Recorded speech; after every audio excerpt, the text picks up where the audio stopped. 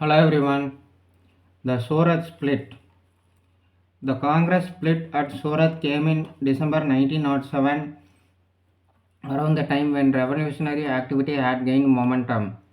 The two events were not unconnected. Run up to Surat. In December 1905, at the Benares session of the Indian National Congress, presided over by Gokhale, the moderate extremist differences came to the fore. The extremists wanted to extend the boycott and Swadeshi movement to regions outside Bengal and also to include all forms of associations such as government service, law courts, legislative councils, etc. within the boycott program and thus start a nationwide mass movement. The extremists wanted a strong resolution supporting their program at the Benares session. The moderates, on the other hand, were not in favor of extending the movement because beyond Bengal and were totally opposed to boycott of councils and similar associations. They advocated constitutional methods to protest against the partition of Bengal. As a compromise, a relatively mild resolution condemning the partition of Bengal and the reactionary policies of Curzon and supporting the Swadeshi and boycott program in Bengal was passed. This succeeded in averting a split for the moment. At the Calcutta session of the Congress in December 1906, the moderate enthusiasm had cooled a bit because of the popularity of the extremists and the revolutionaries and because of communal riots. Here, the extremists wanted either Tilak or Lala Lajpat Rai as the president, while the moderates proposed the name of Dadabhai Naoroji, who was widely respected by all the nationalists. Finally, Dadabhai Naoroji was elected as the president, and as a concession to the militants, the goal of the Indian National Congress was defined as Swarajya or self-government like the United Kingdom or the colonies of Australia and Canada. Also, a resolution supporting the program of Swadeshi boycott and national education was passed. The word Swaraj was mentioned for the first time, but its connotation was not spelled out, which left the field open for differing interpretations by the moderates and the extremists. The extremists, encouraged by the proceedings at the Calcutta session, gave a call for wide passive resistance and boycott of schools, colleges, legislative councils, municipalities, law courts, etc.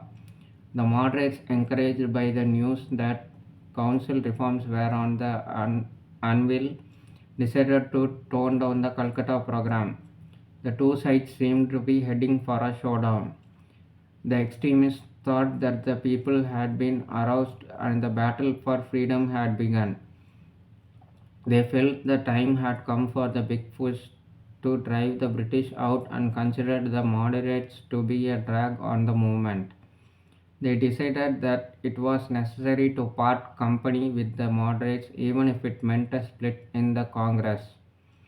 The moderates thought it would be dangerous at that stage to associate with the extremists whose anti-imperialist agitation it was felt would be ruthlessly suppressed by the mighty colonial forces.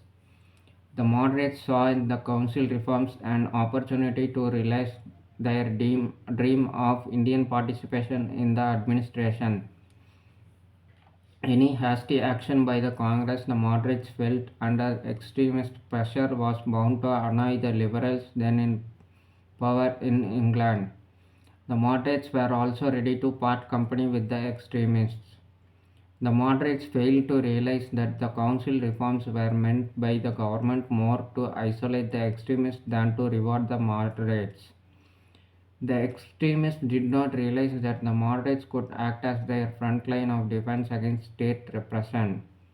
And neither side realized that in a vast country like India, ruled by a strong imperialist power, only a broad based nationalist movement could succeed. Split takes place. The extremists wanted the 1907 session to be held in Nagpur, central provinces, with Tilak or Lajpat Rai as the president, along with a reiteration of the Swadeshi boycott and national educational resolutions. The moderates wanted the session at Surat in order to exclude Tilak from the presidency since a leader from the host province could not be session president, Surat being in Tilak's home province of Bombay. Instead, they wanted Raj Behari Ghosh as the president and sought to drop the resolutions on Swadeshi, boycott, and national education. Both sides adopted rigid positions, leaving no room for compromise. The split became inevitable, and the Congress was now dominated by the moderates who lost no time in reiterating Congress' commitment to the goal of self-government within the British Empire and to the use of constitutional methods only to achieve this goal. Government repression. The government launched a massive attack on the extremists. Between 1907 and 1911, 5 new laws were brought into force to check anti-government activity. These legislations included the Seditious Meetings Act 1907, Indian Newspapers Incitement to Offences Act 1908, Criminal Law Amendment Act 1908, and the Indian Press Act 1910. Tilak, the main extremist leader, was tried in 1909 for sedition for what he had written in 1908 in his Cassary about a bomb thrown by Bengal revolutionaries in Muzaffarpur, resulting in the death of 2 innocent European women. Tilak had written, "This no doubt will inspire many with hatred against the people belonging to the party of rebels. It is not possible to cause British rule to disappear from this country by such monstrous deeds. But rulers who exercise unrestricted power must always remember that there is also a limit to the passions of humanity. Many newspapers have warned the government that if they resorted to Russian methods, then Indians too will be compelled to imitate the Russian methods." In another article, Tilak wrote that the real means of stopping the bombs consisted in making a beginning towards the grant of rights of Swarajya to the people. Tilak was again arrested, judged guilty, and sentenced to 6 years transportation and a fine of Rs 1,000. He was sent to Mandalay, Burma jail for 6 years. When the judge asked Tilak if he had anything to say, Tilak said, "In spite of verdict of the jury, I maintain that I am innocent.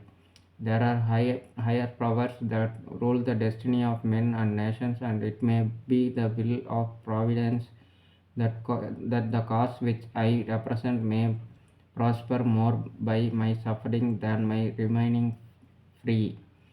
In 1956, the then Chief Justice of Bombay High Court, M.C. Chagla, unveiled a marble plaque with these words engraved on it outside the Central Courtroom 46, where Tilak was tried in the Bombay High Court.